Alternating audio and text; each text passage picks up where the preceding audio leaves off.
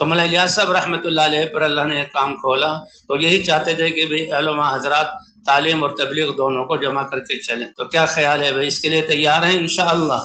اس کے لیے یہ اعمال ہیں، یہ اعمال، یہ دعوت، تعلیم و تعلم، ذکر و عبادت، خدمت، اس کا خود بھی کہتے ہیں 100 سال بھی ہو جائیں تو اس کے لیے بھی یہ اعمال، کیونکہ جو ہے پہنچنا، مولانا الیاس صاحب رحمۃ اللہ نے کیا فرمایا، یہ کام مجھ پر القاء ہوا ہے، جو مجھ پر القاء ہوا، مجھے سمجھایا گیا، اس کا 1.25 حصہ میں سمجھا ہوں، اور جو 1.25 حصہ میں سمجھا ہوں اپنے سمجھانے میں، 1.25 حصہ تمہیں سمجھا سکا ہوں، اور جو میں نے تمہیں سمجھایا ہے اپنی استطاعت کے مطابق، اس کا 1.25 حصہ شاید جو بالکل اہتمام کے ساتھ گزارنے والے وہ 1.25 حصہ سمجھیں، کیونکہ یہ بہت اونچا کام ہے اور اللہ کی طرف سے دیا ہوا ہے۔ اور پھر حضرت محمد صلی اللہ علیہ وسلم سارے انسانوں کی طرف رسول اور نبی بنا کر بھیجے گئے اور اللہ کی طرف سے علم اتارا گیا، تو اس لیے اللہ تعالی ہمیں اس وقت کو صحیح طور پر گزارنے کی توفیق عطا فرمائے۔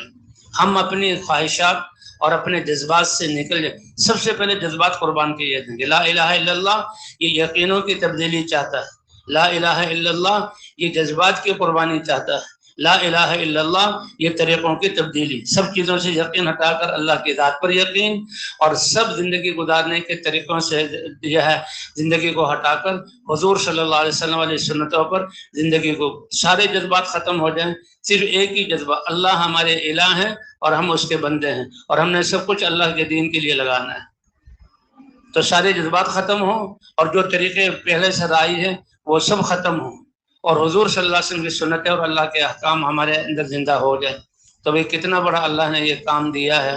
اور پھر آخری اس زمانے کے کام کرنے والے اللہ کے رسول صلی اللہ علیہ وسلم کی طرف سے کتنی خوشخبری کہ حضور صلی اللہ علیہ وسلم نے فرمایا کہ عیسیٰ علیہ السلام کو اللہ نے وحی بھیجی، اے عیسیٰ تمہارے بعد ایک امت آئے گی اور وہ ایسی امت ہوگی ہر خوشی کے ملنے پر وہ میری حمد کریں گے اور شکر ادا کریں گے، اور ہر ناگواری کے آنے پر وہ صبر کریں گے، ولا علم لہم ولا حلم، اور ان کے پاس اپنا کوئی علم بھی نہیں ہوگا اور اپنا کوئی حلم نہیں ہوگا۔ تو یہ بڑی حیرانگی کی بات ہے، عیسیٰ علیہ السلام، اے اللہ یہ کیسے ہوگا؟ فرمایا کہ میں اپنے علم میں سے ان کو علم عطا کروں گا اور اپنے حلم میں سے ان کو حلم عطا کروں گا، یعنی بندہ تو نیت سچی کر کے اور اخلاص کے ساتھ میدان میں آ جائے اور اس محنت کو اور ذمہ داری کو سمجھ کر میدان میں آ جائے، تو تربیت کرنے والی ذات کون سی ہے؟ علم دینے والی ذات کون سی ہے؟ جی ہاں، اور آداب کون سکھلائے گا؟ اللہ کے رسول، علمنی ربی فاحسن تعلیمی وادبنی ربی فاحسن تادیبی، میرے رب نے مجھے علم سکھلایا اور بہت خوبصورت علم سکھلایا، اور میرے رب نے مجھے یعنی آداب اور سلیقے سکھلائے اور بہت اچھے آداب اور سلیقے سکھلائے۔ تو اس لیے اس پر اللہ کا شکر بھی ادا کرنا ہے، اور ان اعمال کو اتنا کرنا، کہتے ہیں صفت، یعنی انسان کے اندر جو صفت پیدا ہوتی ہے اس کے لیے بہت وقت لگتا ہے، اعمال کی حلاوت ہمارے اندر ہمیں نصیب ہو جائے اور اعمال سے ہمیں ایسی انسیت پیدا ہو جائے کہ کمی ہونے سے ہمیں پھر اپنی کمزوری کا احساس، جیسے آج کل ہم کھانے پہ ناشتہ، دوپہر کا کھانا، رات کا کھانا اور چائے، ان کے ایسی عادی ہو گئے ہیں کہ چائے چھوٹنے کی وجہ سے سر میں درد ہو جاتا ہے، صبح کا ناشتہ نہیں کیا ہوا، تم کام کیوں نہیں کر رہے؟ یار ناشتہ نہیں کیا، کمزوری محسوس ہو رہی ہے، حالانکہ وہ ایک جسمانی ضرورت ہے۔ اللہ تعالی ہمیں دعوت، تعلیم و تعلم، ذکر و عبادت اور خدمت، جو حضور صلی اللہ علیہ وسلم صفات، ان کے ساتھ ایسا انس عطا فرما دے کہ 24 گھنٹوں میں سے کسی وقت بھی کسی عمل میں کمی ہو جائے تو ہمیں احساس ہو کہ میرا دعوت کا کوٹا پورا نہیں ہوا، میری عبادت کا کوٹا پورا نہیں ہوا، میرا تعلیم و تعلم کا کوٹا اور خدمت کا کوٹا پورا نہیں ہوا، یہ احساس ہمیں پیدا ہو کر ایسا کہ پھر ہم اس کمی کو پورا کر لیں۔ تو یہ جب ہی ہوگا جب کہ ہم اس وقت کو ان اعمال میں گزاریں گے، تو اہتمام کریں گے انشاءاللہ، خود بھی اس کا اہتمام کرتے ہوئے اور ساتھیوں کو بھی ساتھ لے کر چلتے ہوئے۔ آپ حضرات اتنے، یعنی حضرت مولانا الیاس صاحب رحمۃ اللہ علیہ فرماتے تھے کہ میرا دل تو یہ چاہتا ہے ہر وہ جماعت جس کو اللہ کے راستے میں نکالوں، کیونکہ شروع ابتدائی زمانہ تھا کہ ہر جماعت کے ساتھ 2 علماء ہوں اور ایک قاری ہوں، 2 علماء ہوں اور ایک قاری، 2 علماء کے زیر تربیت اور قاری جو قرآن کو تجوید کے ساتھ پڑھتا ہے اس کے تربیت پاتے ہوئے جماعت چلے۔ پوچھا علماء سے، یہ بتاؤ اگر یہ علماء مجھے نہ ملیں تو جماعتوں کو بھیجنا روک دوں؟ کہنے نہیں حضرت، اس کا کام، اس کا جو فائدہ ہو رہا ہے وہ روز روشن کی طرح واضح ہے، جماعتیں بھیجتے رہیں۔ بہرحال ہو یہ کہ علماء اتنے نکلیں کہ ہر جماعت کے ساتھ 2 علماء اور ہر جماعت کے ساتھ 1 قاری۔ تو بھئی اس کے لیے تو ابھی بہت زیادہ ضرورت ہے۔ ابھی تو جو بیرون جماعتیں بھیجی جاتی ہیں، ابھی بات آئی تھی کہ بیرون جماعتوں میں 1 یا 2 عالم ہونے چاہیے، اور جو ہے تجویز بھی ان کی ٹھیک ہونی چاہیے۔ انشاءاللہ یہ کمی کیسے پوری ہوگی؟ جبکہ ہم اپنے آپ کو انتقادوں کے لیے پیش کریں گے اور پھر ہر عالم کو اس کے لیے تیار کریں گے۔ تیار ہیں اس کے لیے انشاءاللہ؟ اللہ سے مانگیں گے بھی صحیح۔ اللہ تعالی ہمارے نکلنے کو قبول فرمائے اور ہماری پوری تربیت فرما دے، یہاں سے ہماری واپسی ہو رہی ہو اور اللہ کے ہاں ہمارے لیے قبولیت اس کام کے لیے اتر رہی ہو۔ قبولیت کی نشانی یہ ہے کہ جب ہم اپنے اپنے مقام پر جائیں تو ہمیں یعنی سر کھجانے کی فرصت نہ ملے، ایسے اللہ تعالی ہم سے دعوت کا کام لے لے۔ اور جو انشاءاللہ طلب کے ساتھ اور اخلاص کے ساتھ اعمال کے اہتمام سے کرے گا تو اللہ اس کو قبول فرمائیں گے اور اللہ ہی اس کی تربیت فرمائیں گے۔ اس لیے اعمال کا اہتمام بھی ہو، پھر ڈرتے بھی رہنا ہے۔ یہ نہیں کہ عمل کر کے ہم نے تو عمل کر لیا، کون سا عمل ہمارا ایسا ہے جو اللہ کی شان کے مطابق ہے؟ اللہ کی طرف سے احسانات اور نعمتیں تو ہمارے حق اور ہماری توقع سے بھی زیادہ اللہ تعالیٰ ہمیں نعمتیں دے رہے ہیں، لیکن اب یہ کہ ہمارے ہی جو ہے خواہشات پوری ہو جائیں، نہیں، اے اللہ تیری چاہتوں کو پورا کرنے کے لیے ہمارا جان اور مال اور جذبات سب قربان ہو جائیں، یہ اصل کامیابی ہے۔ اے اللہ ہمیں اس سطح پر لے آ، تو اس کے لیے دعا کریں گے انشاءاللہ، اور کوشش بھی ہوگی۔ اللہ تعالیٰ محنت کرنے والوں کی، کوشش کرنے والوں کی محنت کو ضائع نہیں کرتے۔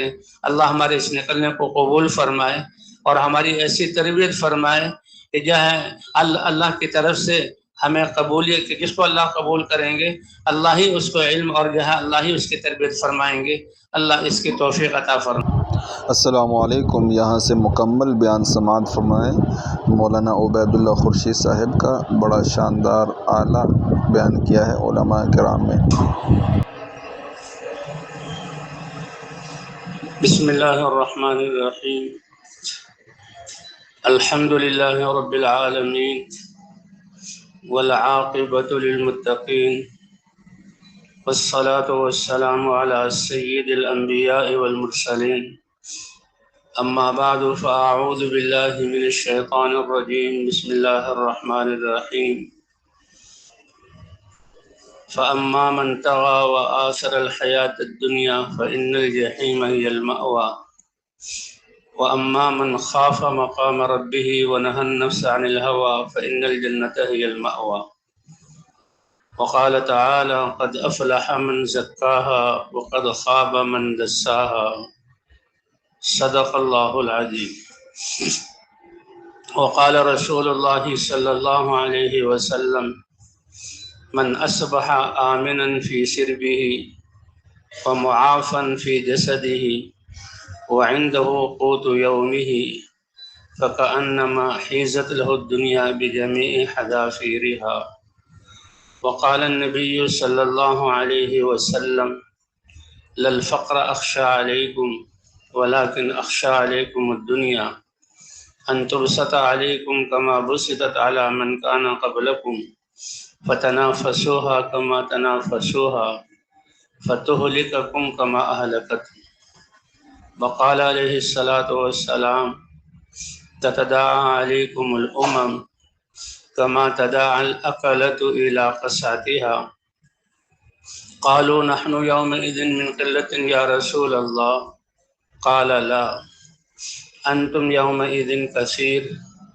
ولكنكم غثاء كغثاء السيل لينزعن الله من قلوب أعدائكم المهابة عنكم وليقذفن في قلوبكم الوهن قالوا وما الوهن يا رسول الله قال حب الدنيا وكراهية الموت وقال عليه الصلاة والسلام حب الدنيا رأس كل خطيئة أو كما قال النبي صلى الله عليه وسلم۔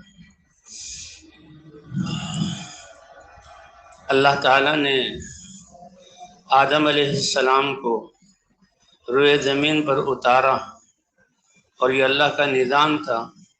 आदम अलैहिस्सलाम ने ज़मीन पर आना था और ये दुनिया का निज़ाम ये अल्लाह ने बनाया है और आदम अलैहिस्सलाम की नस्ल का सिलसिला चलाया और फिर दोबारा लौटकर अल्लाह की तरफ जाना है। इसलिए हम क्या कहते हैं, इन्ना लिल्लाहि व इन्ना इलैहि राजिऊन। हम अल्लाह ही के हैं और अल्लाह ही की तरफ लौटकर जाना है। व इन्ना इला रब्बिना लमुनक़लिबून, हम पलटकर अल्लाह की तरफ जाने वाले। व इलैहिल मसीह व इलैहि तुरजाऊन। कितना आखिरत को बयान किया गया। थोड़े से अरसे के लिए अल्लाह ताला ने इस इंसान को दुनिया में भेजा। आदम अलैहिस्सलाम से इब्तिदा हुई और फिर जब क़यामत कायम होगी, अल्लाह के रसूल सल्लल्लाहु अलैहि वसल्लम ने फरमाया, कैफ़ अनअम, मैं अल्लाह का रसूल दुनिया की ज़िंदगी में कैसे मज़े वाली ज़िंदगी गुजारूं, कि दुनिया मज़े वाली ज़िंदगी गुजारने के लिए अल्लाह ने बनाई ही नहीं। जो अल्लाह की दी हुई सलाहियतों को दुनिया की ज़िंदगी को मज़ेदार बनाने के लिए लगाता है, उसको बेवकूफ़ करार दिया गया। वल आजिज़ु मन अतबअ नफ्सहु हवाहा व तमन्ना अलल्लाह, बेवकूफ़ है ये इंसान, अल्लाह की दी हुई जान और सलाहियत को नफ्स की ख्वाहिशात में लगाए, जबकि आदा आदुवे का नफ्स कल्लती बैन जंबी, सबसे बड़ा दुश्मन तुम्हारा जो तुम्हारे सीने के अंदर नफ्स है, ये तुम्हारा सबसे बड़ा दुश्मन है। जी हाँ, ये या क्या है, वमा उबर्रिउ नफ्सी इन्न नफ्स लअम्मारतुम बिस्सू। इसलिए नफ्स की ख्वाहिशात से निकालने के लिए ये सारा सिलसिला, हमारा ईमान ही इसका पहला कदम यह है, ला युमिनु अहदुकुम हत्ता यकूना हवाहु तबअन लिमा जितु बिही। और जो ख्वाहिशात पर चलते हैं उसके बारे में ये कि गोया उन्होंने ख्वाहिशात को अपना इलाह बना लिए। हमारा मकसद तो ख्वाहिशात को पूरा करना है। ये ईमान वाला आदमी ऐसा नहीं कर सकता, उनको जाहिल कहा गया। रदीना किस्मत जब्बारी फीना लना इल्मु वलिल जुहाल मालू। हज़रत अली रज़ी अल्लाह तआला कौल है कि अल्लाह की जो तक़सीम है हम उस पर राज़ी हैं। जाहिल कौन? काफिर, जो अल्लाह का इनकार करे, आखिरत का इनकार करे, अल्लाह के दीन का इनकार करे। कि और क्या तक़सीम है कि अल्लाह ने हमें इल्म दिया, इल्म जो है हमेशा बाकी रहने वाला है। और फ़इन्नल माल यफ़ना अन क़रीबिन, माल तो एक दिन ख़त्म हो जाएगा। वल इल्मु बाक़िन ला यज़ालु, और इल्म जो है हमेशा बाकी रहेगा। इसलिए अल्लाह ने नबियों को इल्म के साथ उतारा। हज़रात अंबिया किराम अपनी कौमों की तरफ आए इल्म को लेकर, लेकिन इल्म से इब्तिदा नहीं की, क्योंकि नबियों की बेअसत का जो बाइस है वो कौमों का शिर्क और कुफ्र में मुब्तला हो जाना, अल्लाह को भूल जाना, या दीन वाला होते हुए नाफरमानी की इंतहा कर देना, अपने आप को हलाकत के करीब पहुंचा देना। लेकिन अल्लाह ताला तो रब हैं, तरबियत करने वाले हैं, इसलिए अंबिया को कौमों की इस्लाह के लिए भेजा। कौमों की इस्लाह, बिगड़े हुए इंसानों की इस्लाह और कबाइल की इस्लाह जो होती है वो नबियों की मेहनत से, बादशाहत से नहीं, जे सरदारी से नहीं, दुनिया के असबाब से नहीं और सियासत से नहीं।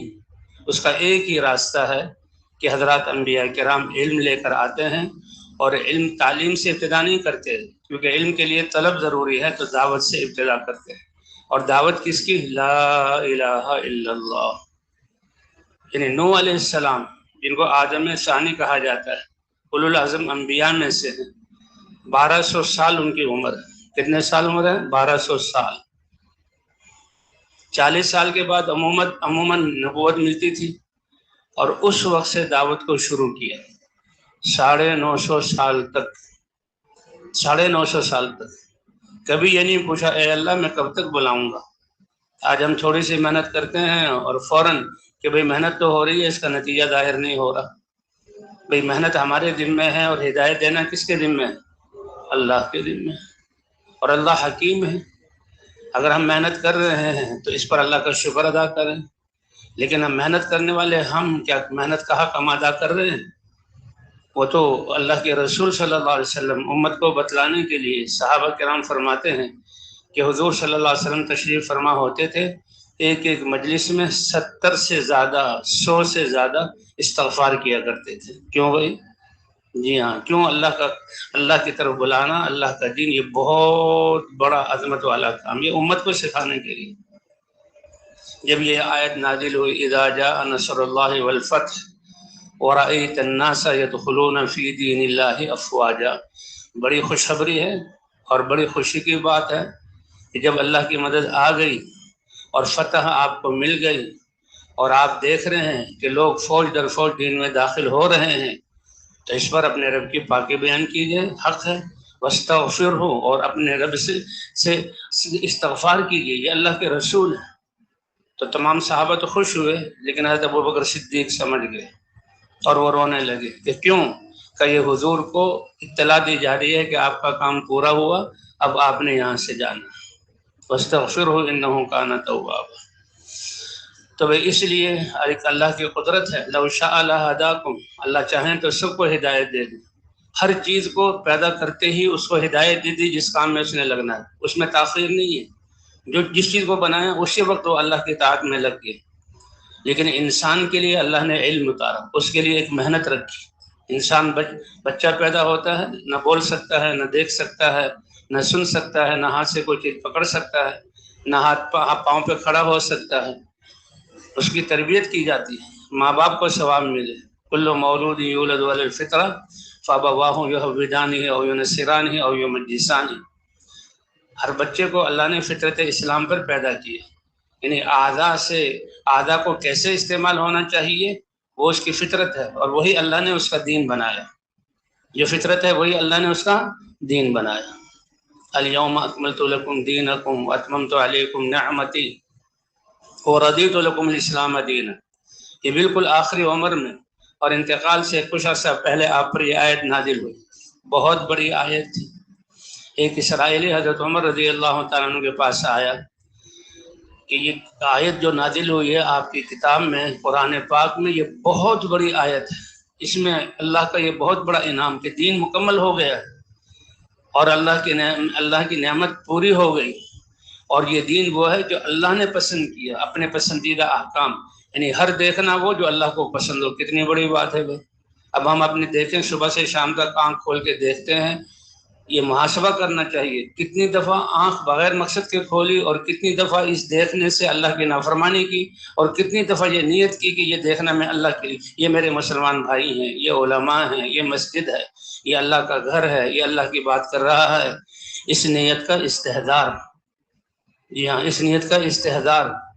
تو یہ جو ہے کہ یہ ہر دیکھنا بھی وہ جو اللہ کو پسند ہو، سننا بھی وہ جو اللہ کو پسند ہو، اور ہاتھ سے لین دین بھی وہ جو اللہ کو پسند ہو، پاؤں کا چلنا بھی وہ جو اللہ کو پسند ہو، دماغ کی سوچ بھی وہ اللہ کو پسند ہو۔ کہتے ہیں یہ آیت نازل ہے وَإِن تُبْدُوا مَا فِي أَنفُسِكُمْ أَوْ تُخْفُوهُ يُحَاسِبْكُم بِهِ اللَّهُ، جو تمہارے دلوں میں خیال آتا ہے تو جو تم اس کو ظاہر کرو یا چھپا لو، اللہ اس کا محاسبہ کرے گا۔ تو علماء نے لکھا ہے وساوس اور خیالات یہ تو ہر طرح کے آتے رہتے ہیں، شیطان کیا کچھ خیال ڈالتا رہتا ہے کہ انسان کہتا ہے کہ اس چیز کو کس نے پیدا، آسمانوں کو کس نے پیدا کیا، یہ پوچھنے والا پوچھتا ہے آسمان کو کس نے پیدا کیا، اللہ نے، زمین کو کس نے پیدا کیا، اللہ نے، ساری کائنات کو کس نے پیدا کیا، اللہ نے، پھر ایک دم اللہ کو کس نے پیدا کیا۔ بہت خطرناک بات ہے۔ تو صحابہ کرام تو رو پڑے اور کہنے لگے اے اللہ کے رسول، خیالات تو ہمارے بس کی بات نہیں ہے، کلفنا ما لا نطیق، جس کی ہم طاقت نہیں رکھتے اللہ نے اس کا مکلف بنا دیا، اور اللہ فرمایا لا یکلف اللہ نفسا الا وسعها۔ فرمائے صحابہ یہ بھی اللہ کا ایک حکم ہے، اللہ کی ایک کلام ہے، اس میں کیا کہو، یہودیوں کی طرح نہ کہو اذهب انت وربك فقاتلا انها هنا قائد، آپ جائیے، آپ کا رب چاہیے، تو میری امت ہمارے کیا ہے، یہ ہے اذهب انت وربك فقاتلا انا معكما مقاتلون، بلکہ کہو سمعنا واطعنا، اے اللہ ہم نے آپ کی بات کو سنا اور ہم نے اپنے آپ کو اس کے ماننے کے لیے تیار کر دیا۔ تو یہ اس امت کی صفت ہے۔ اسی لیے حضور صلی اللہ علیہ وسلم جو غزوہ بدر کا موقع پیش آیا وہ کیا تھا، وہ تو ابو سفیان، یہی مہاجرین کے مال جو رہ گئے تھے پیچھے وہ مال لے کر شام کو گئے تھے، اور شام مدینہ منورہ سے گزرنا پڑتا تھا، اور وہ لے کر شام کی طرف گئے تھے اور وہاں سے ہتھیار لائے تھے، اور یہ ہتھیار مسلمانوں کے خلاف استعمال ہونے تھے۔ تو سیاسی طور سے اور جو ہے اخلاقی طور سے حضور صلی اللہ علیہ وسلم کا حق بنتا تھا۔ تو حضور نے اس کے لیے بس صحابہ جو موجود تھے ان سے کہا چلو۔ صحابہ نے کہا یا رسول اللہ ہم گھروں سے ہتھیار لے آئیں کہ نہیں، جو ہیں وہی چلو، اللہ پر مدد کرتے۔ 313 صحابہ کہتے صرف 2 گھوڑے تھے اور کوئی ہتھیار 10 سے زیادہ نہیں تھا، اور ادھر جو ہے جب اچھا اللہ کی شان، اللہ نے قدرت کو، اللہ اپنی قدرت کو ظاہر کرنے کے لیے ایسے تکوینی طور پر جہاں واقعات ہو جاتے ہیں۔ اب چاہیے تو یہ تھا کہ حضور صلی اللہ علیہ وسلم کو ابو سفیان کے لشکر کا جو ہے پتہ ہوتا، لیکن ہوا یہ کہ حضور صلی اللہ علیہ وسلم جو نکلے تو حضور صلی اللہ علیہ وسلم آگے اور ابو سفیان کا بھی لشکر پیچھے ہے۔ تو وہ بھی صحابہ 313 تھے، اور صحابہ نے کہا یا رسول اللہ گھر سے ہتھیار لے آئیں کہ نہیں، جس کے پاس جو ہر وقت ایک تلوار اور نیزے وغیرہ یہ ساتھ ہوتے تھے، کیونکہ خطرات سے زندگی بھری ہوئی تھی، اور اسلام سے پہلے بھی لڑائیاں ہوتی تھیں فقر و فاقے کی وجہ سے، بھوک اور افلاس کی وجہ سے ایک دوسرے سے لڑتے تھے۔ ہاں پھر اسلام آنے کے بعد پھر تو کفر اور اسلام کی، تو جو ہتھیار تھے وہ لے کر گئے، کوئی ہتھیار بھی 10 سے زیادہ نہیں تھا، اور حضور صلی اللہ علیہ وسلم آگے ہیں اور ابو سفیان پیچھے۔ اس نے دیکھا یہ تو ایک جگہ پر پڑاؤ ڈالا ہوا ہے، تو کہنا پڑاؤ کس نے ڈالا، کیونکہ وہ خطرات تو جو ہے خطرے کا زمانہ تھا اور چوکنے تو وہ تھے۔ اب وہاں پر جو ہے آدمیوں کے اترنے کے نشانات، جہاں مٹی مٹی ہو اور کچی زمین ہو تو وہاں کچھ نہ کچھ نشانات ہوتے ہیں۔ تو ایک مینگنی اس نے اٹھائی اور اس کو توڑا، اتنا سمجھدار تھا کہ اس کے اندر جو گٹھلی تھی اس گٹھلی سے پہچان گیا کہ تو مدینے کی فلاں قسم کی کھجور کی گٹھلی ہے۔ اچھا ہوتا کیا تھا کہ کھجور ایک ایسا درخت ہے، اس کی ہر چیز اللہ نے فائدہ مند بنائی ہے۔ کہتے ہیں یہ کھجور جو ہے تمہاری پھوپھی ہے۔ کھجور کیا ہے؟ تمہاری پھوپھی۔ پھوپھی کیا ہوتی ہے؟ دادا ہیں، اس کی اولاد، تایا، چچا، باپ، اور جو ان کی بہنیں ہیں وہ پھوپھی ہیں۔ فرمایا آدم علیہ السلام جو اللہ نے مٹی منگوائی اور آدم علیہ السلام کے جسم کو تراشا اور اس میں روح ڈالی، باقی جو مٹی تھی اللہ نے زمین پر ڈال دی، اسے کھجور کا درخت اگایا۔ کہتے کھجور جو ہے یہ ناپاک کھاد کو قبول نہیں کرتا۔ کھجور ایسے پاکیزہ شے ہے، اس میں گندگی کی کھاد ڈالو ختم ہو جائے گا، نہیں قبول کرتا۔ اس کے لیے اللہ نے بنایا ایسا ہے، اور اس کی مثال دی ہے کہ ایسا درخت جس کی جڑیں زمین میں ہیں، وفرعها فی السماء، کا وہ کون سا درخت ہے؟ وہ کھجور کا درخت ہے۔ تو بہرحال اللہ نے اپنی قدرت کو ظاہر کرنا چاہا، جیسے موسیٰ علیہ السلام، اب حکم تو ہوا تھا فَأَسْرِ بِعِبَادِي لَيْلًا إِنَّكُمْ مُتَّبَعُونَ، تم رات کے ہو۔ اب تم نے دعوت چلی، اور دعوت کے بعد جہاں 40 سال تک دعوت چلی، اور جو ہے بنی اسرائیل کی تربیت ہوئی، تربیت کے بعد پھر اب اللہ تعالیٰ ایسے احکام دیتے ہیں جس پر اللہ کی مدد اترے۔ تو حکم دے دیا فَأَسْرِ بِعِبَادِي، اے موسیٰ آپ میرے بندوں کو رات کے کسی حصے میں لے کر چلے، رات کے اندھیرے میں۔ کیا مطلب کہ چپکے سے آپ نکلو اور پھر چلو، اتنا تیز دوڑو کہ فرعون جب اٹھے گا، وہ سرکش قسم کے اور جو ہے وہ مست لوگ ہیں، وہ بہت دیر سے اٹھیں گے اور اٹھ کر جو ہے اپنی تیاری کریں گے، سورج بہت چڑھ جائے گا، تم بہت دور پہنچ جاؤ گے۔ ظاہری بات تو یہی تھی، اور پھر یہی ہوتا کہ موسیٰ علیہ السلام کا اللہ نے حکم دیا اور وہ کتنی تیزی سے دوڑے اور اتنا دور چلے گئے کہ فرعون ہاتھ ملتا رہ گیا، اور جو ہے دور جانے کے سے واپس آ گئے۔ اللہ نے فرمایا نہیں، ایسا نہیں، میں اپنی قدرت کو ظاہر کروں گا، میں اپنی قدرت کو ظاہر کروں گا۔ جیسے غزوہ بدر میں اللہ تعالیٰ نے اپنی قدرت کو کیا کیا؟ ظاہر کیا کہ تم تو 40 آدمی کے قافلے کو پکڑ کر ان سے ہتھیار لینا چاہتے ہو، ہم 1000 کا لشکر تمہارے سامنے لے کر آئیں گے، فرشتے تمہارے لیے اتریں گے، اور ہم اسی میدان میں فتح دلائیں گے، اور ان کے 70 سردار قتل ہوں گے اور 70 جو ہیں قید ہوں گے، اور یہ پہلا یعنی یہ اسلام کی فتح کی صورت کا ظہور ہوگا کہ کیسے اللہ نے مدد فرمائے۔ تو بہرحال جب موسیٰ علیہ السلام دعوت لے کر آئے تو دعوت پر فرعون کی طاقت کو لگام لگ گئی۔ یہ اللہ کی سنت ہے کہ باطل کو توڑنے کے لیے اس کو پہلے تو اس کو روکنے کے لیے، اور روک کر پھر اس کو مزمحل کرنے کے لیے اور ختم کرنے کے لیے اللہ کی سنت کیا ہے؟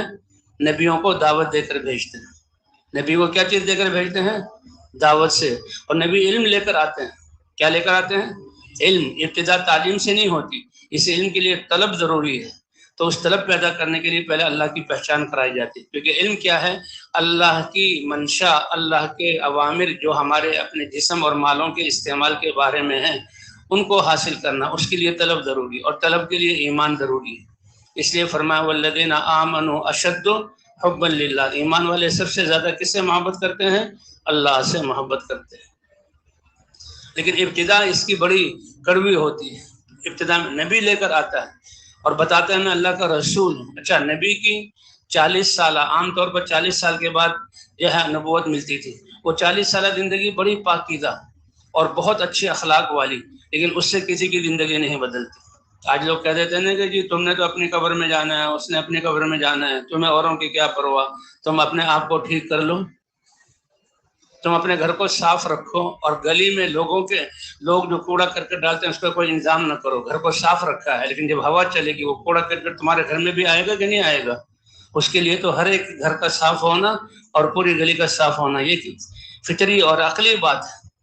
اس لیے حضرات انبیاء کرام کو دعوت دے کر بھیجا جاتا تھا.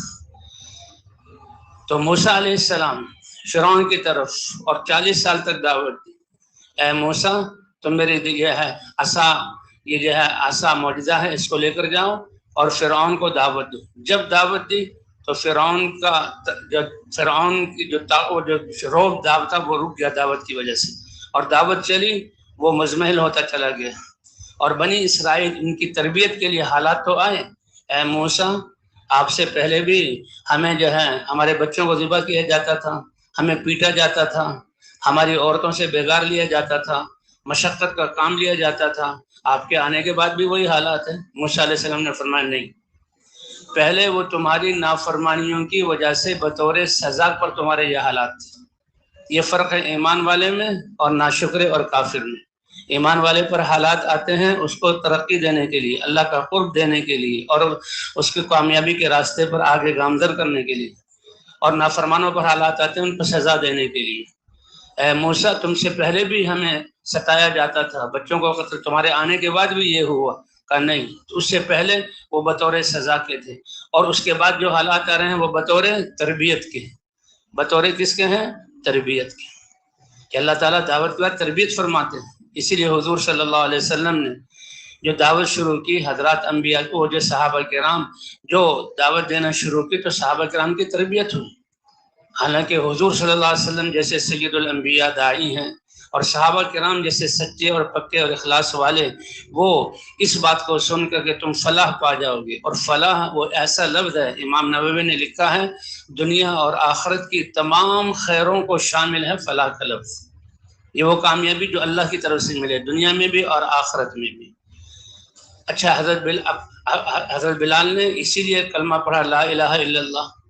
لیکن اللہ کی پہچان جو دل میں آئی اور اس سے اپنے بتوں کی بت پرستی والی زندگی کی جو ہے اس کی سیاہی اور اس کی غلاظت سامنے آئی، تو برداشت نہیں کر سکے کہ یہ لوگ کیسے اس جہالت میں رہے. اس لیے کلمے کی دعوت ان میں لے کر اترتے تھے. تو اللہ کے رسول تو فرماتے ہیں فلاح پا جاؤ گے. لیکن ہوا کیا کہ بلال رضی اللہ عنہ دعوت دے رہے ہیں تو ان کو رسیوں سے باندھ کر پیٹا جا رہا ہے.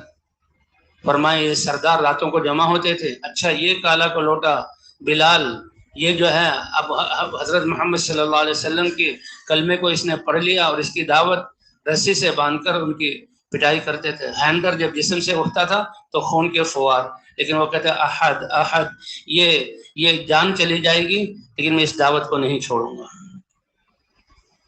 حضرت خباب رضی اللہ تعالیٰ عنہ آگ کے انگاروں پر ڈالا جا رہا ہے، لیکن وہ سمجھ رہے ہیں کہ اب ہم کامیاب ہیں. کیوں کامیاب؟ یہ ایک بہت باریک اور بڑی اونچی بات ہے. کامیابی یہ نہیں کہ میری خواہشات اللہ پوری کر دیں، بلکہ کامیابی یہ ہے کہ اللہ کی رضا کو اور اللہ کی چاہت کو پورا کرنے کے لیے میرے جذبات بھی قربان ہوں، میرا مال سارا مال بھی لگ جائے، اور جسم کا رواں رواں اس پر لگ جائے. یہ ہے کامیابی، کیونکہ اللہ اس کا بدلہ دے گا. اس لیے حضرت عبداللہ بن حذافہ رضی اللہ تعالیٰ عنہ کو جب بادشاہ نے قید کر لیا اور اس سے بات چیت ہوئی، غسانی بادشاہ تھا، عرب بادشاہ تھا، یہ یمن کے لوگ تھے، اور یہ جو ہے وہ سد معرب ٹوٹا، یہ پھیل گئے، تو کچھ علاقہ شام کا ان کو ملا، تو بڑا سمجھدار بادشاہ تھا، حضرت عبداللہ بن حذافہ رضی اللہ عنہ سے بات ہو رہی ہے، وہ سمجھ گیا کہ یہ آدمی بہت زیادہ سمجھدار ہے سوال و جواب سے، تو اس نے چاہا کہ اس جو ہے سمجھداری سے اور اس کی اس جو ہے تجربے سے میں اپنا فائدہ اٹھاؤں، تو اس نے کیا کیا، پیشکش کی کہ آپ میرا آدھا ملک کے بادشاہ بن جاؤ اور میری بیٹی یا میری بہن اس سے شادی کر دوں گا، یہ دونوں چیزیں لے لو اور یہ دین اسلام کو چھوڑ کر نصرانی دین میں جہاں داخل ہو جاؤ۔ اللہ اکبر، کیا عظمت اور قدر تھی اس دین کی۔ فرمایا تم تو ایک چھوٹی سی بادشاہت کا بھی آدھا حصہ مجھے دے رہے ہو، جتنے عرب ممالک ہیں ساری روئے زمین کا مالک میں بن جاؤں تو پلک جھپکنے کے برابر میں اس دین کو چھوڑنے کے لیے تیار نہیں۔ یہ ہے دین کی حقیقت۔ آج تو ابھی وہ چل رہا ہے، مسلم سے پڑھ رہے ہیں کہ جھوٹی قسم کھانا، کہ ایمان والا مسلمان جی ہاں جھوٹی قسم کھا لے گا کہ وہ جس کا حق ہے وہ اسے یمین صبر کہتے ہیں، اس حق والے کو اس کی جھوٹی قسم کی وجہ سے، کیونکہ یا تو ہیں دو گواہ اور دو گواہ نہ ہو تو جو ہے اللہ کا بینہ کہ تمہارے پاس گواہ ہیں کہ نہیں ہے، فیمین ہو تو اس کی قسم، اللہ کے رسول یہ قسم تو کھا لے گا کہ ظاہر میں یہی ہوگا، قسم کھا لیتا ہے تو فیصلہ اس کے مطابق ہوگا۔ اب چاہے یعنی یہ شریعت کا حکم ہے اور فیصلہ کرنے والے کون ہیں، اللہ کے رسول، تو ہمیں اپنے آپ کو نہیں جی نہیں مجھے اپنا حق نہیں ملا، صحیح تحقیق تک نہیں پہنچا گیا، اور یہ بات اب جو ہے حضور صلی اللہ علیہ وسلم سے اللہ نے آپ کے زمانے میں یہ کروایا کہ وہ جو جھگڑا تھا کہ یہ دو گواہ لے آؤ، اگر گواہ نہیں دو گواہ لے آؤ گے تو اس پر فیصلہ ہوگا، نہیں تو قسم، یا رسول اللہ جھوٹی قسم کھا لے گا، فرمایا فیصلہ اسی کے لیے ہوگا، لیکن اس قسم کی وجہ سے اگر وہ ناحق لے گیا ہے تو میں نے اس کو دنیا نہیں دی بلکہ جہنم کا ایک ٹکڑا اس کو دیا ہے جس کے سے جہنم میں داخل ہوگا۔ اس لیے ہم نے تو اللہ اور اللہ کے رسول کے سامنے اپنے آپ کو جو ہے پیش کر دینا ہے۔ تو عبداللہ بن حذافہ رضی اللہ تعالیٰ عنہ اب وہ کیا پیش کر رہا ہے کہ تم نصرانی بن جاؤ اور میری آدھی حکومت لے لو۔ اللہ اکبر، کیا اس ایمان کی ان کے دل میں عظمت تھی، اور کیا اللہ کے رسول نے محنت کر کے ان کی تربیت فرمائی تھی کہ تم تو اپنے ملک کا آدھا حصہ دے رہے ہو، سارے عرب ممالک کی بادشاہت مجھے مل جائے تو بھی پلک جھپکنے کے برابر میں اللہ کے دین اسلام کو چھوڑنے کے لیے تیار نہیں۔ تو یہ ہے کہ بھئی جس چیز پر انسان کا جان اور مال لگتا ہے اس کی قیمت آ جاتی ہے۔ صحابہ کرام کی جانیں اور مال سب کچھ لگا اس دین اسلام، اس لیے دین اسلام ان کے ہاں سب سے زیادہ محبوب تھا، اس کے لیے سب کچھ قربان کرنے کے لیے تیار تھے۔ اس نے کہا میں یہ تمہاری یہ بادشاہت اور اس کے سے میں، انہوں نے کہا اچھا اگر یہ میرے لالچ دینے سے یہ اس کا ارادہ نہیں بدلا تو اب اس کو میں اپنی طاقت کا جو ہے وہ کیا کہتے ہیں مظاہرہ کراؤں، اور اس کو یہ پتہ نہیں کہ اللہ کے رسول نے تربیت ایسی کی ہے کہ کلمہ لا الہ الا اللہ، کلمہ خوف ہے تو صرف اللہ کا، اور کلمہ رجا اگر امید ہو تو صرف کس سے، ہاں اسی لیے ہے تو عمر بن خطاب نے وہ ایک خاص موقع پر کہا تھا کہ اللہ کے رسول نے سچ کہا، انما سلط علی ابن آدم ما خافہ ابن آدم وان لم یخف الا اللہ لم یسلط علیہ غیرہ، کیونکہ وہ شیر کے سامنے آ گئے اور شیر کے کان کو اینٹھا اور چپت لگائی کہ اگر اللہ نے تمہیں کسی کو پھاڑنے کا حکم دیا ہے تو اللہ کا حکم پورا کرو، وہ تو ہو کر رہے گا، اور اگر تم اپنی مستی میں یہاں بیٹھے ہوئے ہو تو لوگوں کو ڈراؤ نہیں، اور شیر دم دبا کے بھاگا۔ اور اس پر یہ کہا کہ اللہ کے رسول نے سچ کہا، انما سلط علی ابن آدم ما خافہ ابن آدم وان لم یخف الا اللہ لم یسلط علیہ غیرہ۔ اس لیے بنیادی کلمہ ہمارا خوف ہو تو اللہ کا، جب اللہ کی پہچان ہو گئی اور اللہ کی عظمت اور اللہ کی قدرت اور سب کچھ اللہ کا ہے اور اللہ کے امر کی طاقت، تو ساری چیزوں کا خوف نکل جائے گا، اور امید ہو تو کس سے ہو، وَإِنَّمَا وَكِلَ ابْنُ آدَمَ لِمَنْ رَجَاهُ ابْنُ آدَمَ إِن لَّمْ يَرْجُ إِلَّا اللَّهَ لَمْ يَكِلْ إِلَىٰ غَيْرِهِ۔ اللہ تعالیٰ بھی بڑے مہربان ہیں کہ اللہ کا تو خوف جمع ہو گیا، کوئی چیز اس کو ڈرا نہیں سکتی، اور اللہ کی ذات سے امید بن گئی تو پھر ساری دنیا کا لالچ بھی دیا جائے وہ اس کو اسلام سے پھیر نہیں سکتا۔ یہ کلمہ خوف ہے، کلمہ رجا ہے۔ تو یہ صحابی تھے اور ان کا ایمان، اس نے کہا میں نے تمہیں لالچ دی ہے، تم اس سے کیا کہتے ہیں، اس سے تم نے جو ہے اپنے ہماری بات کو قبول نہیں کیا، اب ہم اپنی طاقت کا مظاہرہ کراتے ہیں، اور طاقت کے لیے کیا کہا کہ اس کو جہاں سولی پر چڑھاؤ، باندھ دو رسیوں سے، اور تیر اندازوں کو کہیں کہ اپنے تیر ترکش لے کر آ جائیں اور نشانہ اس کا کرو، لیکن جسم کو نہ لگے، ساتھ سے تیر گزر جائے۔ اب آدمی بندھا ہوا ہو اور تیر آ رہا ہو تو آج کل جو ہے جو لوگوں کا حال ہے کیا ہوگا، شاید شلوار بھی خراب اور جو ہے بے ہوش بھی، اور پھر جو ہے اسٹریچر پر لے کر اسپتال لے جانا پڑے گا۔ اللہ اکبر، صحابہ کرام کا کیسا تھا، کہتے ہیں سارے ترکش سے تیر ختم ہو گئے، اس کے ماتھے پہ شکن بھی نہیں آئے۔ یہ ہے ایمان کہ جو میرے لیے لکھا ہوا وہ پہنچ کر رہے گا، میری موت اس سے تو آ کر رہے گی۔ اتنا زیادہ ایمان اور یقین، کوئی خوف نہیں۔ اللہ تعالیٰ ہم سب کو یہ یقین، اسی یقین کے لیے دعوت اور یہ ماحول ہے۔ کہ وہ تو بالکل نہیں ڈرا، کہ اچھا پھر اس سے بھی سخت لالچ دیا تو اس سے یہ نہیں بدلا، اتنا خوف کا منظر اس سے بھی نہیں بدلا، اس سے سخت کہ جو ہے آگ جلائی جائے، کڑھائی چڑھائے جائیں، اس میں تیل ڈالا جائے، اور تیل جب خوب پک جائے تو پہلے ان کے 2 ساتھیوں کو ڈالو، یہ اپنی آنکھوں سے دیکھ لیں، اور وہ کوئلہ بن جائیں، پھر ان کو لے جاؤ، کیونکہ پتا تھا کہ یہ بہت سمجھدار آدمی ہے۔ باطل والے یہی، وہ حضرت جو ہے امیر معاویہ اور حضرت علی جب اختلاف تھا تو روم والوں کی طرف سے خط آیا تھا، اور کہنے لگے کہ میں نے سنا ہے کہ تمہاری اپنے مسلمان بھائیوں سے لڑائی ہو رہی ہے، اور تم اب دیکھو کیا وہ ان کی سازش اور حربہ دیکھو، تم کوئی معمولی آدمی نہیں ہو، ہمیں پتہ ہے تم سردار کے بیٹے ہو اور تم بڑے لائق فائق ہو، اور تم ہمارے پاس آ جاؤ تو ہمیں مارنے کیا، او کتی کے بچے، ہاں یبن الکلبہ، او کتی کے بچے۔ وہ ہمارا آپس کا اختلاف ہے، لیکن میں اور علی، اگر علی سے لڑنے کے لیے آؤ گے تو اس کی فوج میں سب سے پہلے اور آگے مجھے پاؤ گے، جی ہاں سب سے پہلے آگے مجھے پاؤ گے۔ تو بہرحال تو ان کا جب اس کے جیسے کوئی اثر نہیں ہوا، کہ اب کڑھایا جائے، آگ جلائی جائے، اور 2 ساتھیوں کو، اب 2 ساتھیوں کو ڈالا گیا، صحابہ تھے، شہید ہو گئے، شہادت تو ان کا مطلوب ہے۔ اب ان کو ڈال کر اگر یہ ڈر جائے اس اثر سے تو مجھے بتا دینا۔ جب لے کر جانے لگے تو ان کی آنکھوں میں آنسو تھے، بتایا گیا کہ بھی آنکھوں میں آنسو آ گئے، جو دلیل تھی اس بات کی کہ دل میں خوف آ گیا ہے، لیکن وہ تو اندھے تھے، ان کو تو پتہ ہی نہیں کہ وجہ کیا ہے۔ اب ان کو لایا گیا، بادشاہ نے کہا دیکھا اب بھی تو تم ڈر گئے، کہ تم میرے رونے کی وجہ نہیں سمجھے کہ کیا وجہ ہے، کہ اللہ کے لیے جان دینا یہ سب سے محبوب اور سب سے بڑا یہ ہمارا ایک جو ہے اعزاز ہے کہ اللہ کے لیے جان، لیکن جان میرے پاس اتنی سی ہے کہ بس اس میں ڈلتے ہی روح نکل جائے گی۔ میں تو اس لیے اللہ کے سامنے رویا کہ کاش جتنے جسم میں میرے بال ہیں اتنی میرے جسم میں روحیں ہوتی، اور ان ایک ایک روح کو اس طرح میں جو ہے آگ میں ڈالا جاتا، اتنی تکلیف کے ساتھ اللہ کے لیے روح نکلتی، میں سب روحیں قربان کر دیتا، تب بھی اللہ کا حق ادا نہیں ہوتا۔ تو اسی طرح آج ہم اللہ کے راستے میں نکلے ہیں، ہمارے لیے قربانی کیا ہے؟ اپنے اوقات کی حفاظت۔ ہماری آج قربانی کیا ہے؟ ان اعمال کا اہتمام۔ ہماری قربانی کیا ہے؟ کہ انفرادی اوقات بھی ضائع نہ جائے۔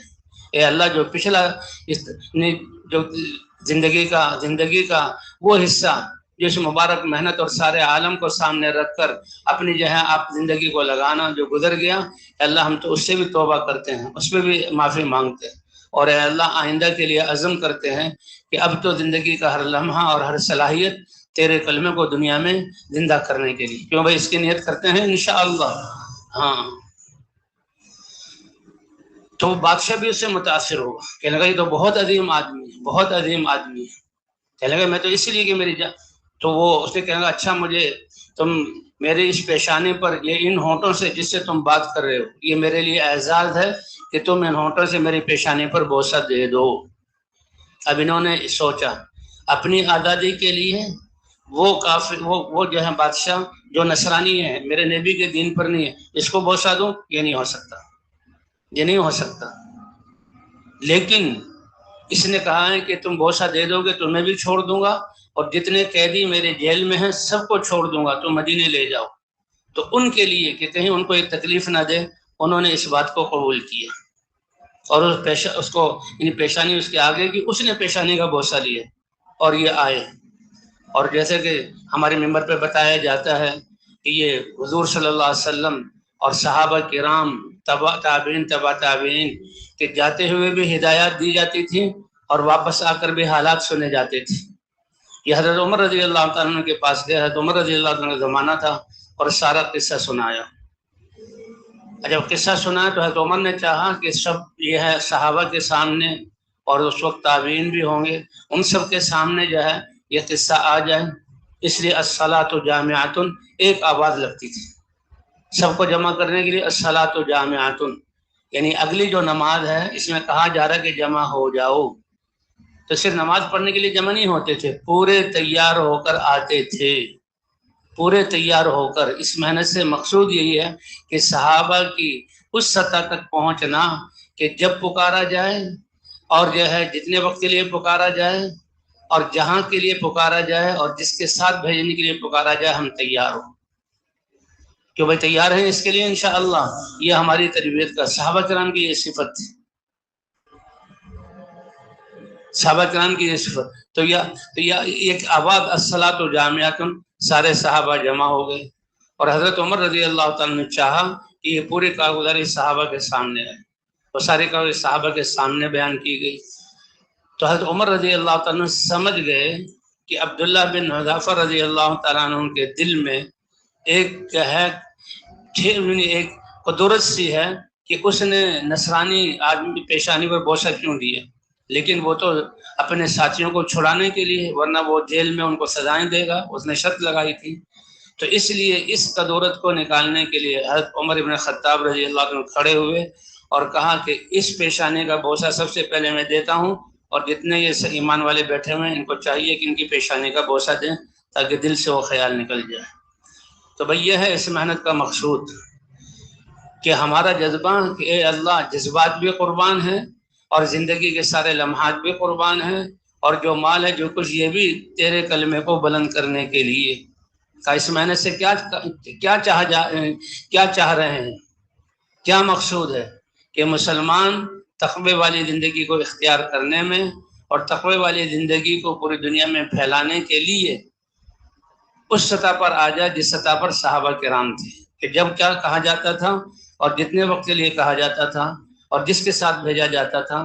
اللہ دیکھو یہاں ایسی صورتیں پیش آتی ہیں، اس لیے ہم تو اپنے آپ کو حوالے کریں، کبھی بھی یعنی جو دل کی چاہت ہے یا ہماری جو پرانے عادتیں ہیں اس کے مطابق وہ چیزیں آڑے آئیں گی، نہیں مجھے تو فلاں کے ساتھ جانا چاہیے، نہیں اب تو فلاں علاقے میں جانا چاہیے، نہیں میں تو اتنے وقت کے لیے جاؤں گا، تو بھئی یہی ہماری قربانی۔ صحابہ کرام تو جانوں کو ہتھیلی پر رکھ کر، اور اللہ نے فرمایا کہ جانیں انہوں نے میدانوں میں دے دی، ہم اپنے آپ کو اس بات پر تیار کریں، جب بھی تشکیل کے لیے کہیں اور جس کے ساتھ بھیجیں، اور جب بھیجیں ہم اپنے آپ کو پیش کر دیں۔ حضرت قاری ظہیر صاحب تھے جو ہے ہمارے کیا کہتے ہیں نظام الدین کے بزرگوں میں سے، اور مولانا صاحب رحمۃ اللہ علیہ کے ساتھیوں میں سے، بہت ظریف و طبع تھے، بہت ظریف و طبع تھے، یعنی روتوں کو وہ ہنسا دیا کرتے تھے۔ تو وہ کہتے ہیں کہ میں جب وقت لگانے کے لیے آیا، اس وقت 7 چلے تھے، اس وقت کے سفر وہ بھی اکثر پیدل ہوتے تھے، سامان بھی بہت تھوڑا ہوتا تھا، اور مجاہدے بھی بہت ہوتے تھے کیونکہ لوگ جانتے ہی نہیں تھے۔ تو کہا بس ایسے بھی ہوتا تھا کہ تشکیل کے لیے گئے اور تشکیل میں نئے ساتھیوں کے ساتھ بھیجا گیا، ان کو سکھانے کے لیے دن رات محنت کرنی پڑتی تھی اور پیدل چلنا پڑتا تھا، کھانے پینے کے اعتبار سے بھی فقر و فاقہ۔ نظام الدین آ کے چلو تھوڑے 1-2 دن وہاں سانس لیں گے، کتنی دفعہ ایسا ہوا کہ ابھی بستر جو ہے وہ کندھوں پر ہے اور سر سے اتارا نہیں ہے، اور وہاں آ گئے کیونکہ جماعتیں نہیں بنتی تھیں۔ وہاں مولانا الیاس صاحب رحمۃ اللہ علیہ کے پاس کچھ لوگ آئے ہوئے ہیں میوات کے کہ حضرت ہم تیار ہیں، اور ان کو اسی وقت جماعت میں بھیجنے کی ضرورت ہے، اب پرانا کوئی ہے نہیں۔ تو حضرت نے خود فرمایا کتنی دفعہ ایسا ہوا کہ اتنی مشقت والی تشکیلوں سے ہم واپس آئے، اور نظام الدین آ کر 1-2 دن ٹھہر کر حضرت کی صحبت پا کر ان سے کچھ سن کر قاری ظہیر کہ جی حضرت ابھی بستر مت اتارو اور ابھی اس جماعت کو لے کر چلے جاؤ، اس جماعت کو لے کر ہم اللہ کے راستے میں چلے جاتے تھے۔ تو کیا آج ہم اپنے آپ کو اس سطح پر پیش کرنے کے لیے تیار ہیں؟ بھئی اللہ کے ہمارا تو پہلا قدم یہ ہے، ایمان میں کمال اس وقت تک ہو ہی نہیں سکتا جب تک کہ اپنے جذبات کو قربان نہ کرو۔ ہمیں کون سے ہمارے گھروں میں فقر و فاقے ہیں، ہمارے بچے رو رہے ہیں اور عورتیں جو ہیں بیواؤں کی طرح ہیں، اور کون سے میدان ہیں کہ جس میں تیر اور جو ہے تلوار اور نیزوں کے زخم اور گردنیں اڑنے کے منظر ہمارے سامنے. ہمارے لیے میدان کیا ہے؟ اپنے وقت کی حفاظت اور اعمال کا اہتمام، اور جب تشکیل کے لیے کہا جائے ہم اپنے آپ کو پیش کر دیں. اگر اتنا بھی نہ ہو تو پھر بھائی کیا ہماری تربیت ہوگی؟ اس لیے ہمیں تو اپنے یہ اللہ نے یہ میدان دیا ہے اور یہ موقع دیا ہے اور یہ اعمال دیے. ابھی عصر سے پہلے چلے گئے وہ ایک بنگلہ دیش کے، مشرقی پاکستان بنگلہ دیش، وہاں کے بہت بڑے عالم وہ تشریف لے آئے ہوں، بلکہ وہاں کے علماء کے شاید وہ رئیس ہیں کسی ادارے کے. پٹنہ ایک جگہ ہے، پٹنہ، وہاں بہت بڑا مدرسہ ہے، ہمارا جانا بھی ہوا. ہٹ ہزاری تو بہت بڑا مدرسہ ہے. ہٹ ہزاری میں تو پتہ نہیں دورے میں کتنے ہزار طلبہ ہوتے ہیں، 8,000 کے قریب طلبہ ہوتے ہیں، اور 15-20 ہزار وہاں جو ہے ہر مدرسے میں 4,000 5,000 طلبہ، 4,000 5,000 طلبہ. تو پٹنہ وہاں وہ مدرسہ ہے، وہاں جانے بھی ہوا، اور وہاں جا کر ان سے وہاں کے مولوی صاحب آئے ہوئے تھے. تو ماشاءاللہ یعنی اتنے بڑے عالم، اور یہاں ابھی جھنگ گئے ہیں، پھر انشاءاللہ یہاں آئیں گے، اور کہا میں یہاں آؤں گا. تو وہاں جب گئے تو مدرسے میں یعنی بہت زیادہ علمی فضائیں ہیں وہاں پر، ماشاءاللہ بہت زیادہ علمی فضائیں. تو بہرحال اللہ تعالیٰ نے ہمیں یعنی جو ہم اللہ کے راستے میں نکلے ہیں، اور یہ ہمارا مقصود، یہ جو نکلنے کا مطلب ہے کہ جو اعمال ہیں، دعوت، تعلیم، ذکر و عبادت، خدمت، ان کا اتنا اہتمام کیا جائے، اجتماعی اور انفرادی اعمال کا، کہ یہ اعمال ہماری طبیعت ثانیہ بن جائیں اور مزاج بن جائے، اور ان کے علاوہ ہمارا وقت نہ گزرے. سونا بقدر ضرورت اور ضروریات میں لگنا بقدر ضرورت. یہ ان اعمال کو کرتے کرتے ان اعمال کی حلاوت نصیب ہوگی، ہے نا. جو فلاں کام کرے تو ایمان کی حلاوت پا لے گا. جب مشقت اور مجاہدے کے ساتھ ہم ان اعمال کا اہتمام کریں گے، اور تشکیلوں کے لیے ہم اپنے جذبات کو قربان کر کے، بھائی کیا ہوگا؟ آج کل تو گاڑی بھی موجود ہیں، ساتھی بھی موجود ہیں. صحابہ کرام کی طرح یہ جو پرانے جیسے خالد صاحب کا قصہ سنا ہے، ایسے مجاہدے تو ہیں نہیں. بس صرف یہ اگر ہم تشکیل سے واپس آئے ہیں اور واپس آ کر بھی بستر نہیں اتارا، جس دن ہم لوگ اس سطح پر آ گئے تو پھر اللہ کی طرف سے عمومی فیصلے ہوں گے. تو کیا خیال ہے، اپنے آپ کو اس پر تیار کریں گے؟ ہاں، یہ راستہ ہی سب سے پہلے جذبات کو قربان کرنا. حاجی صاحب رحمۃ اللہ علیہ فرمایا کرتے تھے کہ دیکھو حضرت ابوبکر صدیق رضی اللہ تعالیٰ عنہ کا واقعہ کہ یہ حضرت عائشہ رضی اللہ تعالیٰ فرماتی ہیں کہ حضور کے نبوت کا دعویٰ کرنے سے پہلے، نبی بنا کر بھیجے جانے سے پہلے ہی ابو بکر اور حضور صلی اللہ علیہ وسلم میں آپس میں دوستی تھی، اور کہ حضور صلی اللہ علیہ وسلم ہمارے گھر آیا کرتے تھے. اور ابو بکر سے حضور صلی اللہ علیہ وسلم نے یہ اعلان کیا تو ابو بکر وہ ہیں کہ اس اعلان کو سنتے ہی حضرت ابو بکر نے بغیر کسی تردد کے کہا اشہد ان لا الہ الا اللہ واشہد ان محمدً عبدہ ورسولہ. ایک دفعہ حضور صلی اللہ علیہ وسلم نے دیکھا ابو بکر تھوڑے سے پریشان، تو حضور ابو بکر کو پریشان دیکھ کر حضور پریشان ہو گئے. اور آپ صلی اللہ علیہ وسلم براہ راست تو کسی کو کہتے نہیں تھے تم نے ایسا کیوں کیا، بلکہ کیا ہوا لوگوں کو اس طرح خطاب فرماتے تھے. تو حضور صلی اللہ علیہ وسلم منبر پر تشریف لائے اور فرمایا ما لی اوذی فی صاحبی ابو بکر، اے میرے صحابہ کیا بات ہے، میرے ابو بکر کی وجہ سے مجھے تکلیف پہنچائی جا رہی ہے. یعنی کسی سے کوئی معاملہ ایسا ہوا ہے، اور وہ بھی ایسا تھا کہ حضرت ابوبکر صدیق رضی اللہ تعالیٰ عنہ نے کسی سے کہا، کچھ بات کہہ دی غصے میں، وہ چھوٹے درجے کے صحابی تھے، ان سے کہا تم بھی مجھے کہہ دو. میں تو ایسا نہیں کہہ سکتا، آپ تو، حضور نے فرمایا تم نے اچھا کیا. بہرحال یہ دوسرا کوئی واقعہ ہے کہ کیا ہوا کہ مجھے میرے ابو بکر کے بارے میں تکلیف دی جا رہی ہے. ابو بکر کون ہے کہ جب میں اس کلمے کی دعوت کو لے کر آیا تم سب شک اور تردد میں پڑ گئے اور تم نے توقف کیا، اور ابو بکر وہ ہے کہ جس نے ذرہ برابر توقف نہیں کیا، میری دعوت کو سنتے ہی فوراً اشہد ان لا الہ الا اللہ واشہد ان محمدً عبدہ ورسولہ. جس رات کو آپ کو لیلۃ الاسراء اور معراج کے اعزاز اللہ نے دیا، اور آپ راتوں رات واپس آ کر جو ہے بیت اللہ میں آپ کھڑے ہیں اور یہ واقعات بیان کر رہے ہیں، تو کافر لوگ وہ تو جناب دوہرے ہو رہے اور ہنس رہے ہیں کہ یہ کیسے ہو سکتا ہے، کہ یہ کیسے. بعض سوالات بھی کیے، اچھا بتاؤ بھائی وہاں بیت اللہ کے کھڑکیاں کتنی ہیں، دروازے کتنے ہیں۔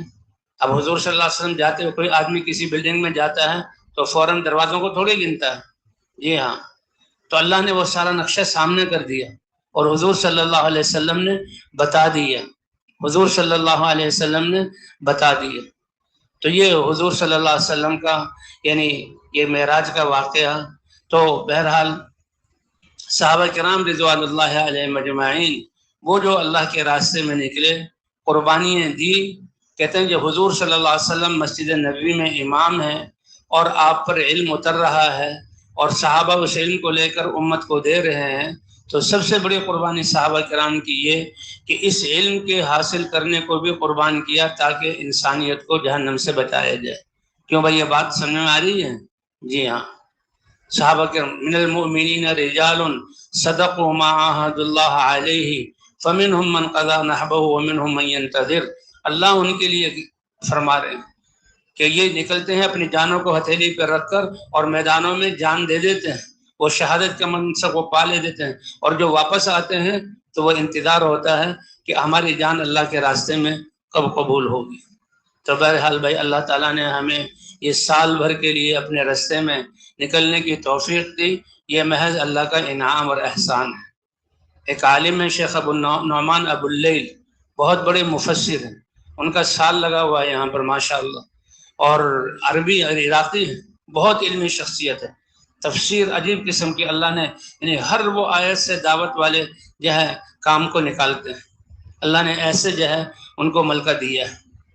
تو کہنے لگے کہ میں جب یہاں پر آیا وقت لگانے کے لیے، جب میرے آخری ایام تھے تو کیونکہ عالم تھے اور بڑی عمر میں آئے تھے سوچ سمجھ کر، تو باوجود عالم ہوتے ہوئے یہاں ممبر پہ کوئی بھی بیٹھا ہو سارے اعمال کا اہتمام شروع سے آخر تک اعمال میں بیٹھتے تھے، اور سارے کیونکہ خود عالم قرآن حدیث سامنے ہے، یہ مجھے تو معلوم ہے مجھے تو معلوم ہے کہ روٹی سے پیٹ بھرتا ہے اور پانی سے پیاس بجھتی ہے، لیکن اس معلوم ہونے کے بعد اس کا مطلب یہ نہیں کہ میں نے روٹی کھانا چھوڑ دی، اب میں نے پانی پینا چھوڑ دیا، بلکہ یہ میری غذا ہے۔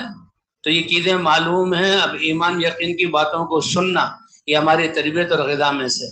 فرمایا میں نے سال بھر پورا کیا، آخر میں جب چند دن رہ گئے تو وہ ان کی براہ راست میں ان کے ساتھ مجلس میں بیٹھے ہوئے تھے، وہ بات کر رہے تھے، میں سن رہا تھا، کہنے لگے آخر میں یہی ہوا کہ بھئی سال تو پورا ہو گیا، اعمال تو سارے دیکھ لیے، چند دن رہ گئے، کیا بات ہے کہ شیطان نے بڑا زور دیا، لیکن اللہ کا فضل ہے میں اس پر جمع رہا، اب جمع رہا وہی اعمال میں بار بار سن رہا ہوں۔ ان کی یہ قول کہ سال پورا ہونے کے بعد اللہ نے جو مجھ پر اس کام کی حقانیت کھوری اور جو القاء کیا، تو مجھے یقین ہو گیا کہ اگر شیطان مجھے 2-3 دن پہلے بھی مجھے یہاں سے لے جاتا تو وہ چیزیں مجھ پر نہ کھلتی جو اللہ نے سال پورا کرنے پر کھولی ہیں۔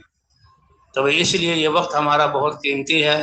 آپ حضرات علماء کرام ہیں، مولانا الیاس صاحب رحمۃ اللہ علیہ یہی فرمایا کرتے تھے کہ جس سے حضرات انبیاء کرام کو اللہ علم دے کر بھیجتے تھے، لیکن علم کے لیے وہ طلب ضروری ہے، ان الزمکموہا وانتم لہا کارہون، تو وہ تعلیم سے ابتدا نہیں کرتے تھے، دعوت سے ابتدا کرتے تھے، کلمے کی دعوت کو لے کر پھرتے تھے اور اللہ کی پہچان کراتے تھے، اور جو اللہ والذین آمنوا اشد حبا للہ، جس نے اللہ کو پہچان لیا تو اب اس کے دل میں طلب کہ اللہ ہم سے کیا چاہتے ہیں، میری زندگی کیسے گزرے، یہ اعلیٰ درجے کی پیدا ہوتی تھی، اور اس پر انبیاء پھر ان کو علم سکھلاتے تھے۔ پہلے انبیاء ان کے پیچھے جا رہے ہیں اور وہ بھاگ رہے ہیں اور جو بے رخی کر رہے ہیں، لیکن جو ایمان لاتا لا الہ الا اللہ کے اقرار کی وجہ سے اللہ دل کو روشن کر دیتے، اللہ کی عظمت اور وحدانیت ان کے دل میں آ جاتی، اور اللہ کے بھیجے اور رسول کی عظمت دل میں آ جاتی۔ اب کیا ہے کہ نبی آگے ہیں اور یہ امت، یہ جو ہے امت کے لوگ یہ ان کے پیچھے ہیں، اور اس پر اللہ تعالیٰ علم کو اتارتے، اور جب حق وجود میں آ جاتا تو اللہ نے قرآن میں فرمایا کہ ہم نے ہمیشہ زمین کا وارث حق والوں کو بنایا ہے۔ وعد اللہ الذین آمنوا منکم وعملوا الصالحات لاستخلفنہم فی الارض کما استخلف الذین من قبلہم ولیمکننہم، اللہ کا یہ وعدہ ہے۔ تو مولانا الیاس صاحب رحمۃ اللہ علیہ پر اللہ نے ایک کام کھولا، تو یہی چاہتے تھے کہ بھی علماء حضرات تعلیم اور تبلیغ دونوں کو جمع کر کے چلیں، تو کیا خیال ہے بھائی اس کے لیے تیار ہیں انشاءاللہ؟ اس کے لیے یہ اعمال ہیں، یہ اعمال یہ دعوت، تعلیم و تعلم، ذکر و عبادت، خدمت، اس کا خود بھی کہتے ہیں 100 سال بھی ہو جائیں تو اس کے لیے بھی یہ اعمال، کیونکہ جو ہے پہنچنا، مولانا الیاس صاحب رحمۃ اللہ نے کیا فرمایا، یہ کام مجھ پر القاء ہوا ہے، جو مجھ پر القاء ہوا، مجھے سمجھایا گیا، اس کا 1واں حصہ میں سمجھا ہوں، اور جو 1واں حصہ میں سمجھا ہوں اپنے سمجھانے میں، 1واں حصہ تمہیں سمجھا سکا ہوں، اور جو میں نے تمہیں سمجھایا ہے اپنی استطاعت کے مطابق، اس کا 1واں حصہ شاید جو بالکل اہتمام کے ساتھ گزارنے والے وہ 1واں حصہ سمجھیں، کیونکہ یہ بہت اونچا کام ہے اور اللہ کی طرف سے دیا ہوا ہے۔ اور پھر حضرت محمد صلی اللہ علیہ وسلم سارے انسانوں کی طرف رسول اور نبی بنا کر بھیجے گئے اور اللہ کی طرف سے علم اتارا گیا، تو اس لیے اللہ تعالی ہمیں اس وقت کو صحیح طور پر گزارنے کی توفیق عطا فرمائے۔ ہم اپنی خواہشات اور اپنے جذبات سے نکل جائیں۔ سب سے پہلے جذبات قربان کیے دیں گے۔ لا الہ الا اللہ یہ یقینوں کی تبدیلی چاہتا ہے، لا الہ الا اللہ یہ جذبات کی قربانی چاہتا ہے، لا الہ الا اللہ یہ طریقوں کی تبدیلی، سب چیزوں سے یقین ہٹا کر اللہ کی ذات پر یقین، اور سب زندگی گزارنے کے طریقوں سے جو ہے زندگی کو ہٹا کر حضور صلی اللہ علیہ وسلم علیہ سنتوں پر زندگی کو، سارے جذبات ختم ہو جائیں، صرف ایک ہی جذبہ، اللہ ہمارے الہ ہیں اور ہم اس کے بندے ہیں اور ہم نے سب کچھ اللہ کے دین کے لیے لگانا ہے، تو سارے جذبات ختم ہوں اور جو طریقے پہلے سے رائج ہیں وہ سب ختم ہوں، اور حضور صلی اللہ علیہ وسلم کی سنتیں اور اللہ کے احکام ہمارے اندر زندہ ہو جائے، تو بھئی کتنا بڑا اللہ نے یہ کام دیا ہے۔ اور پھر آخری اس زمانے کے کام کرنے والے اللہ کے رسول صلی اللہ علیہ وسلم کی طرف سے کتنی خوشخبری ہے کہ حضور صلی اللہ علیہ وسلم نے فرمایا کہ عیسیٰ علیہ السلام کو اللہ نے وحی بھیجی، اے عیسیٰ تمہارے بعد ایک امت آئے گی اور وہ ایسی امت ہوگی ہر خوشی کے ملنے پر وہ میری حمد کریں گے اور شکر ادا کریں گے، اور ہر ناگواری کے آنے پر وہ صبر کریں گے، ولا علم لہم ولا حلم، اور ان کے پاس اپنا کوئی علم بھی نہیں ہوگا اور اپنا کوئی حلم نہیں ہوگا۔ یہ بڑی حیرانگی کی بات ہے، عیسیٰ علیہ السلام، اے اللہ یہ کیسے ہوگا؟ فرمایا کہ میں اپنے علم میں سے ان کو علم عطا کروں گا اور اپنے حلم میں سے ان کو حلم عطا کروں گا۔ یعنی بندہ تو نیت سچی کر کے اور اخلاص کے ساتھ میدان میں آ جائے اور اس محنت کو اور ذمہ داری کو سمجھ کر میدان میں آ جائے، تو تربیت کرنے والی ذات کون سی ہے؟ علم دینے والی ذات کون سی ہے؟ جی ہاں، اور آداب کون سکھلائے گا؟ اللہ کے رسول، علمنی ربی فاحسن تعلیمی وادبنی ربی فاحسن تادیبی، میرے رب نے مجھے علم سکھلایا اور بہت خوبصورت علم سکھلایا، اور میرے رب نے مجھے یعنی آداب اور سلیقے سکھلائے اور بہت اچھے آداب اور سلیقے سکھلائے۔ تو اس لیے اس پر اللہ کا شکر بھی ادا کرنا ہے، اور ان اعمال کو اتنا کرنا، کہتے ہیں صفت، انسان کے اندر جو صفت پیدا ہوتی ہے اس کے لیے بہت وقت لگتا ہے۔ اعمال کی حلاوت ہمارے اندر ہمیں نصیب ہو جائے اور اعمال سے ہمیں ایسی انسیت پیدا ہو جائے کہ کمی ہونے سے ہمیں پھر اپنی کمزوری کا احساس ہو۔ جیسے آج کل ہم کھانے پہ ناشتہ، دوپہر کا کھانا، رات کا کھانا اور چائے، ان کے ایسی عادی ہو گئے ہیں کہ چائے چھوٹنے کی وجہ سے سر میں درد ہو جاتا ہے۔ صبح کا ناشتہ نہیں کیا ہوا، تم کام کیوں نہیں کر رہے؟ یار ناشتہ نہیں کیا، کمزوری محسوس ہو رہی ہے، حالانکہ وہ ایک جسمانی ضرورت ہے۔ اللہ تعالی ہمیں دعوت، تعلیم و تعلم، ذکر و عبادت اور خدمت، جو حضور صلی اللہ علیہ وسلم صفات، ان کے ساتھ ایسا انس عطا فرما دے کہ 24 گھنٹوں میں سے کسی وقت بھی کسی عمل میں کمی ہو جائے تو ہمیں احساس ہو کہ میرا دعوت کا کوٹا پورا نہیں ہوا، میری عبادت کا کوٹا پورا نہیں ہوا، میرا تعلیم و تعلم کا کوٹا اور خدمت کا کوٹا پورا نہیں ہوا۔ یہ احساس ہمیں پیدا ہو کر ایسا کہ پھر ہم اس کمی کو پورا کر لیں، تو یہ جب ہی ہوگا جب کہ ہم اس وقت کو ان اعمال میں گزاریں گے۔ تو اہتمام کریں گے انشاءاللہ، خود بھی اس کا اہتمام کرتے ہوئے اور ساتھیوں کو بھی ساتھ لے کر چلتے ہوئے۔ آپ حضرات اتنے یعنی حضرت مولانا الیاس صاحب رحمۃ اللہ علیہ فرماتے تھے کہ میرا دل تو یہ چاہتا ہے ہر وہ جماعت جس کو اللہ کے راستے میں نکالوں، کیونکہ شروع ابتدائی زمانہ تھا کہ ہر جماعت کے ساتھ 2 علماء ہوں اور ایک قاری، 2 علماء ہوں اور ایک قاری، 2 علماء کے زیر تربیت اور قاری جو قرآن کو تجوید کے ساتھ پڑھتا ہے، اس کے تربیت پاتے ہوئے جماعت چلے۔ پوچھا علماء سے، یہ بتاؤ اگر یہ علماء مجھے نہ ملیں تو جماعتوں کو بھیجنا روک دوں؟ کہنے نہیں حضرت، اس کا کام، اس کا جو فائدہ ہو رہا ہے وہ روز روشن کی طرح واضح ہیں، جماعتیں بھیجتے رہیں۔ بہرحال ہو یہ کہ علماء اتنے نکلیں کہ ہر جماعت کے ساتھ 2 علماء اور ہر جماعت کے ساتھ 1 قاری، تو بھائی اس کے لیے تو ابھی بہت زیادہ ضرورت ہے۔ ابھی تو جو بیرون جماعتیں بھیجی جاتی ہیں، ابھی بات آئی تھی کہ بھائی بیرون جماعتوں میں 1 یا 2 عالم ہونے چاہیے، اور جو ہے تجویز بھی ان کی ٹھیک ہونی چاہیے۔ انشاءاللہ یہ کمی کیسے پوری ہوگی؟ جب کہ ہم اپنے آپ کو ان تقاضوں کے لیے پیش کریں گے اور پھر ہر عالم کو اس کے لیے تیار کریں گے۔ تیار ہیں اس کے لیے انشاءاللہ؟ اللہ سے مانگیں گے بھی صحیح۔ اللہ تعالی ہمارے نکلنے کو قبول فرمائے اور ہماری پوری تربیت فرما دے، یہاں سے ہماری واپسی ہو رہی ہو اور اللہ کے ہاں ہمارے لیے قبولیت اس کام کے لیے اتر رہی ہو۔ قبولیت کی نشانی یہ ہے کہ جب ہم اپنے اپنے مقام پر جائیں تو ہمیں یعنی سر کھجانے کی فرصت نہ ملے، ایسے اللہ تعالی ہم سے دعوت کا کام لے لے۔ اور جو انشاءاللہ طلب کے ساتھ اور اخلاص کے ساتھ اعمال کے اہتمام سے کرے گا تو اللہ اس کو قبول فرمائیں گے اور اللہ ہی اس کی تربیت فرمائیں گے۔ اس لیے اعمال کا اہتمام بھی ہو، پھر ڈرتے بھی رہنا ہے۔ یہ نہیں کہ عمل کر کے جنہیں ہم نے تو عمل کر لیا، کون سا عمل ہمارا ایسا ہے جو اللہ کی شان کے مطابق ہے؟ اللہ کی طرف سے احسانات اور نعمتیں تو ہمارے حق اور ہماری توقع سے بھی زیادہ اللہ تعالیٰ ہمیں نعمتیں دے رہے ہیں، لیکن اب یہ کہ ہمارے ہی جو ہے خواہشات پوری ہو جائیں، نہیں، اے اللہ تیری چاہتوں کو پورا کرنے کے لیے ہمارا جان اور مال اور جذبات سب قربان ہو جائیں، یہ اصل کامیابی ہے۔ اے اللہ ہمیں اس سطح پر لے آ، تو اس کے لیے دعا کریں گے انشاءاللہ، اور کوشش بھی ہوگی۔ اللہ تعالیٰ محنت کرنے والوں کی، کوشش کرنے والوں کی محنت کو ضائع نہیں کرتے۔ اللہ ہمارے اس نکلنے کو قبول فرمائے اور ہماری ایسی تربیت فرمائے کہ جو ہے اللہ کی طرف سے ہمیں قبولیت، کہ جس کو اللہ قبول کریں گے اللہ ہی اس کو علم اور جو ہے اللہ ہی اس کی تربیت فرمائیں گے۔ اللہ اس کی توفیق عطا فرمائے۔ سبحانک اللہم و بحمدک، نشہد ان لا الہ الا انت، نستغفرک و نتوب